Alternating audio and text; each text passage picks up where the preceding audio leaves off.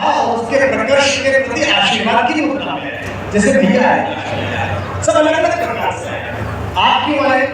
आप कौतुक में आए, देखिए क्या हो रहा है हमारे घर में। कुछ लोग लाइब्रेरी गए, अब आप में से कितनी बच्चियां दोबारा लाइब्रेरी जाएंगी, कितनी बच्चियों को लाइब्रेरी का क्रम देखना है। और मैं किसी अहंकार में नहीं कह रहा, किसी आत्मश्लाघा में नहीं कह रहा। अंग्रेजी में एक फ्रेज है, मैं इसमें नहीं कह रहा। मैं जब पढ़ता था अपने स्नातक के कक्षा के दौरान और स्नातकोत्तर में, तो मैं जिस विश्वविद्यालय में था, मेरे विश्वविद्यालय में जिस कॉलेज से मैं संबंधित था, एसएसवी कॉलेज से और एमएमएस से, और दिल्ली पब्लिक लाइब्रेरी में, तो इतिहास की विषय की पुस्तक और साहित्य की, अंग्रेजी और हिंदी, मैं आंख बंद करके बता सकता था कि इंडियन स्ट्रक्चर की किताब ईवी हॉवेल की कहां पर रखी है। मैं बता सकता था कि राजस्थान के ऊपर रखी किताब स्मृति कहां रखी है। मुझे पता था कि ईश्वरी जी कहां रखे हुए हैं और बाकी लोग कहां रखे हैं, क्योंकि उस लाइब्रेरी से इतनी बार गुजरे थे, इतनी बार गए थे और उन किताबों को इतनी बार पढ़कर इतनी बार वापस किया था, बार-बार कंसिडर किया था। तो यहाँ बैठे हुए बच्चों, दो प्रकार के लोग आपको जीवन में मिलेंगे। बुंदेलखंड का अपना इतिहास है। बुंदेलखंड जागृत प्रज्ञा की जगह है। यहाँ का व्यक्ति जागृत है।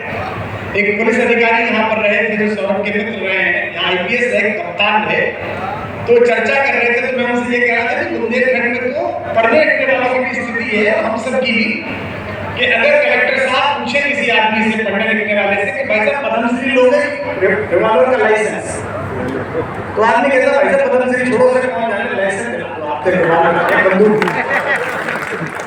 क्योंकि खून में एक बागी तेवर है।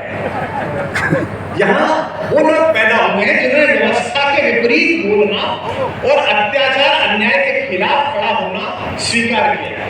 चाहे वो जुझार सिंह हो, चाहे वो छत्रसाल हो, चाहे वो आलाउद्दीन हो, चाहे बगदौर हो, चाहे वो रानी झांसी हो, सब प्रकार के लोग। और चाहे इसी गांव के पड़ोस में ही एक दलित महिला अपने अत्याचार से लड़ने के लिए बिगड़ में कूद गई और बाद में संसद तक की यात्रा प्रारंभ की हो। यह जो पानी का एक तीखापन है, यह जो पानी का तेजाब है, यह जो पानी में लड़ जाने की खुददारी है, आप इसे गलत मत समझिए। आप सौभाग्यशाली हैं, हम जिन महानगरों में रहते हैं वहां ये दम तोड़ चुके हैं।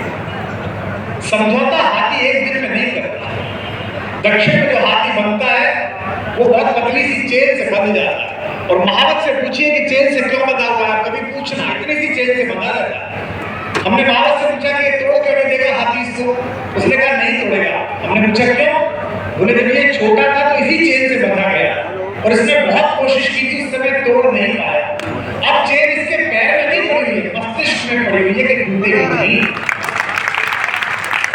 अगली बात को बताना, ये लाइब्रेरी दिमाग में पड़ी हुई इस चेन को खोलकर ज्ञान के अभयारण्य में आपको भेजने का साधन है, इसका प्रतीक। देखो महाभारत के युद्ध में दो योद्धा हैं, सौरभ सब ठीक हो गए, जिनको जाना था वो गए, हमारे पास कोई ऑप्शन नहीं है लास्ट में बोलने का। और इनमें दो तरह के लोग, एक तो वो जो मुझे सुनने आए और दूसरे वो जो दूसरे की मोटरसाइकिल पे बैठ के आए।